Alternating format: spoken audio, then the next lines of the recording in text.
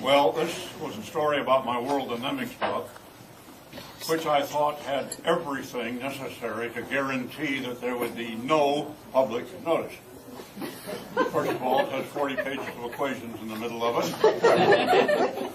The interesting material were computer-generated graphs that most people can't read. It was brought out by a publisher that published one previous book, probably did not have the commercial status to be reviewed, and all the interesting material was 50 or 100 years in the future, and therefore presumably beyond the interest band of any reader. And I thought it was for maybe 20 to 50 people who had computers who would like to put it on their machines and play with it. What I did was to go to the news kiosk in Harvard Square that had a lot of out-of-state and out-of-country newspapers.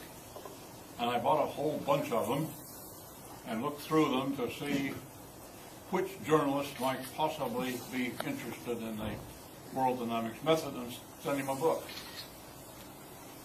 The result of this was that the book was debated in the Zero Population Growth Press, the anti-establishment press, the Zero Population Growth Press. It ran through the editorial columns of mid-American newspapers. It was the subject of a primetime television documentary in Europe. It had the full front page of the second section of the Christian Science Monitor in July. It had a page-and-a-half fortune in September, a column or two in the Wall Street Journal in October. And if you don't like their literature on either the establishment right or the establishment left, then right in the middle of the political spectrum, it had a full-length article in Playboy. It seemed as if everything that could happen in the media had happened, and Limit to Growth came out 9 months later, and it seemed like it would be an anticlimax because all the publicity already occurred. And it just shows you can be wrong twice in a row in the same way. The public notice and the public debate went up a factor of 10 from where it had been. Why?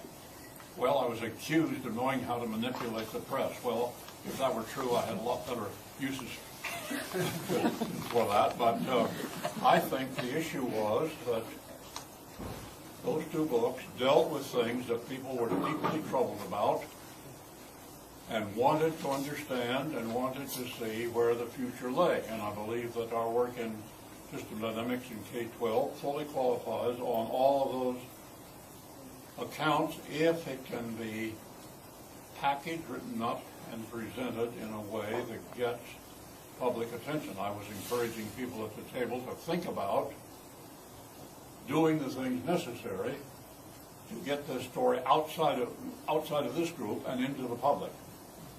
And I believe it can be done, but it's going to require some thought. But you can start it at the local level. You can look at your own newspapers and decide which columnists, they don't have to be in any particular field, which columnists are concerned about the state of the future or the welfare of the country. Go talk to them and give them some material and invite them to come and visit the school and see if you maybe can entice them into writing an article. I think we've got to break through to a public that wants to have something happen. Well, the public does want to have something happen in K-12. They know it's not working. And what we have in K-12 is something that we have seen time after time in corporations. And that is that people think they know the solution to their problem that they're in. They do not realize that what they're doing to solve the problem is in fact the cause of the problem. And so the more difficulty they're in, the more they try to do what they think is the solution, which is in fact making matters worse. And I think this is going on in the whole No Child Left Behind, the whole testing. The emphasis is in doing more and more of the very things that are causing the problem. And we need to put a foot in that too. In that lake.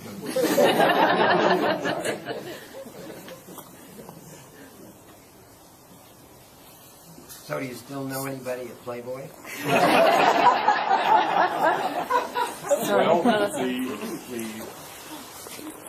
the consequence of that article was very interesting. I was called one day by a man from the National Council of Churches, and I thought he was asking for the standard 40-minute talk to fill out his program. And he was organizing a program for his annual meeting of the Board of Overseas Missions. And as I talked to him, it didn't seem to be quite what he wanted, and I began to realize he was asking me to take charge of the whole 2.5 days. That seemed very daring from somebody. I had no idea who he was. I had never dealt with the National Council of Churches. And I said, why did you happen to call me? And I thought I didn't get an answer. After a while, I asked that question again. I didn't think I got an adequate answer. And the third time, I said, look, we're not going to say another thing until you tell me why you called me. So I could hear him shuffling papers on his desk and said, well, I've been reading this article by Richard Kopp, executive editor of Playboy. 8 million copies of Playboy published, and the only response I ever got was from the National Council.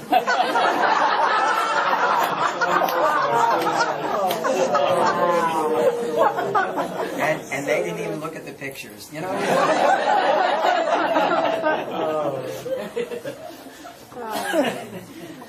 The speech, or a paper that came from the speech that Jay gave at that National Council, is in a book called Toward Global Equilibrium. So it's still available. You can still read his speech. This point of trying to find people who have an interest in these issues is, I think, a crucial one, because they don't have a lot of other stuff to use. I mean, there's not much out there. I wanted at one point to start a program that would have a major impact on U.S. energy policy. And in order to find my partners, I went around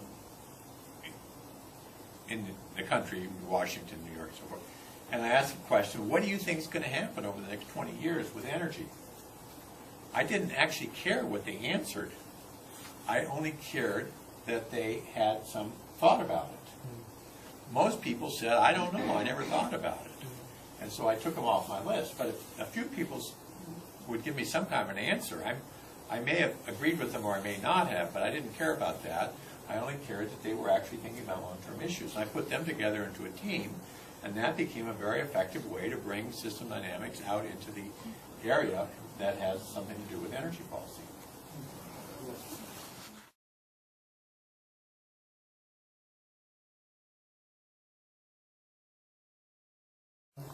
Well, just picking up on something that Jay said, I think that it's just important for all of us to remember that the concern is really deep, and there's just no doubt about it.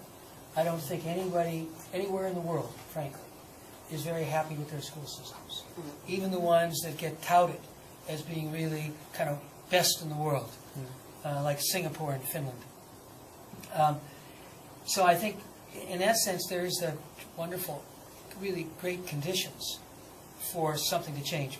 But I think the other part of it is there's, we'll just speak now in this country, because it may be a little different in different countries, but I only hesitate because I don't live in other countries. In this country, I'd say there's a tremendous sense of fatalism and pessimism. I think people are really, really, not only one, deeply concerned, they're really waiting for something positive. I mean, most of what goes on is criticism. And it's easy to criticize the standardized testing movement. The real question is, what's your option? What's your alternative?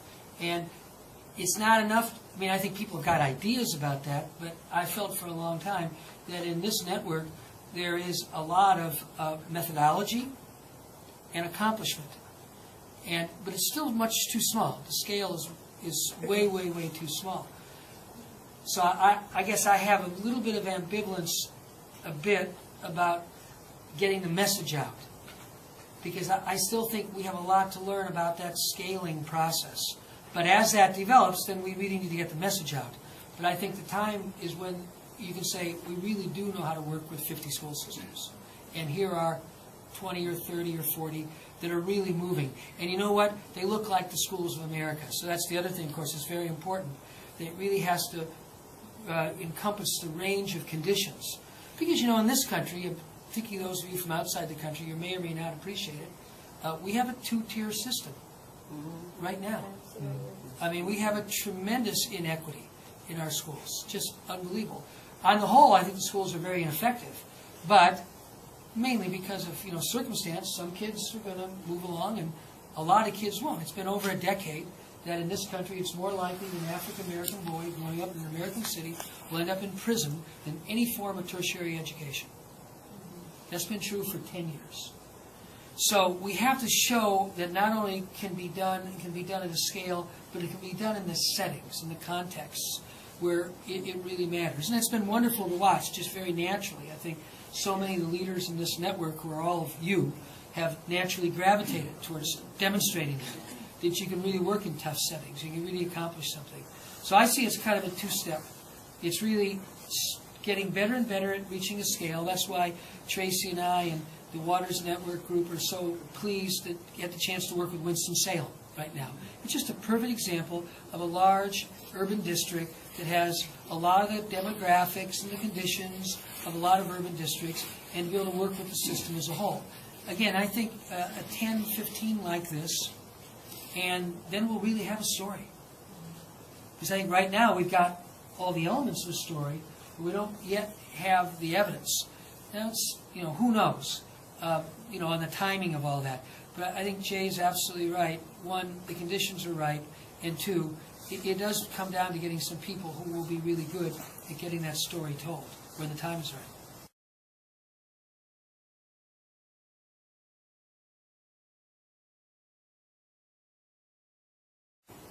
Well, I'm not sure there is any fundamental difference. Both of them deal with long-term issues. Both of them deal with issues that the public is troubled by, ambivalent about. Both of them have dissatisfaction with what is happening. And I think you just need to crystallize that into some sort of aggressive response. I have been spending some time trying to raise $100 million for the next major phase of this. Unsuccessful so far, but I haven't given up. But it would be easier if there was a growing public demand for doing something. So one difference I thought about was everybody's been through this system. Everybody has an idea, and I wonder how that would affect, what the response to anything we might come up with.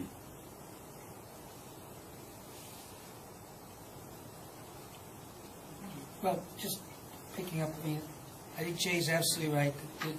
There are a lot of parallels.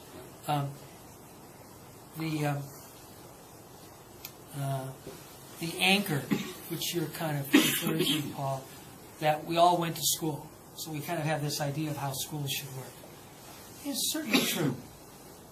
But against that, you have to weigh the growing dissatisfaction.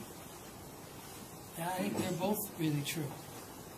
And that's why I keep coming back to, we've seen this for years. We know that, without doubt, the single most effective thing we could do for someone who's interested is take them to a school. You said that yourself. They see what's possible. And they always go, wow. Rob, is Rob here now? I saw Al come in, yeah. Well, so for the last couple of years, we've been taking people just to see Rob's 8th grade algebra class. And there's a lot of good examples like that. That's mainly because he's here in Massachusetts, easy to organize the business. And people are astounded to watch kids teaching each other algebra. And to see this fundamental shift of a teacher from being, I'm sure Rob was, a very, very good instructor, to being a designer. And Rob, of course, very articulate about what that has taken in his own practice as a professional. So that's like step one. You kind of see it, you go, wow. Step two is obviously, how could we do it? So, I think step one we're pretty good at. We've been doing the same thing with the Borton School in Tucson, because obviously the early years are so important. And people go and they see the kids in kindergarten with all their behavior over time charts, and you sit down and talk with these 6-year-olds, and you're just astounded at their articulateness and their self-confidence. So I think that's really doable. You could easily imagine doing that in video, you could imagine movies, but I think that next step, it maybe goes, yeah, but what can we do? How do we do that? I mean, this maybe is just a super gifted guy, or this amazing group of people who created this wonderful K-2 school, or now K-3 or 4 school. But that's why I said before, it was so important here, really, is that there really are methods. There really are kind of approaches. And we just got to get much better at making those accessible, I think, combined with the real direct experience of that this really can be done. As I say, the next question is, how do I do it? And you got to be able to kind of cross both of those little bridges.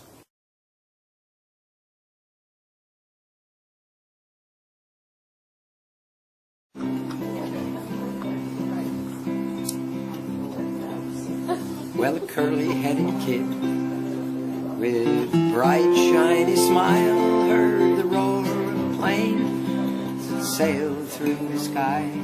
To her playmate she cried with a twinkle in her eye, my daddy flies that ship in the sky. My daddy flies that ship in the sky. My daddy flies that ship in the sky. Mama's not afraid, neither am I, 'cause my daddy flies that ship in the sky.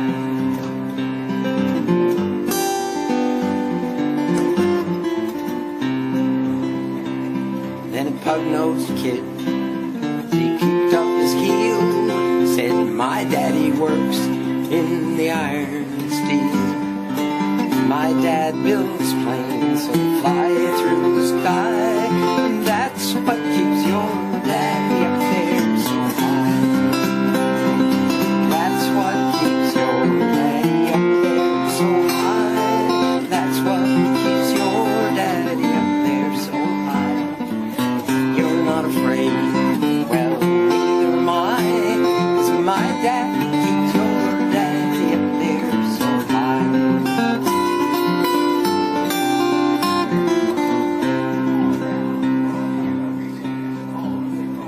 Then a shy little girl pushed her toe in the sand and said, my daddy works in that place where they land. You tell her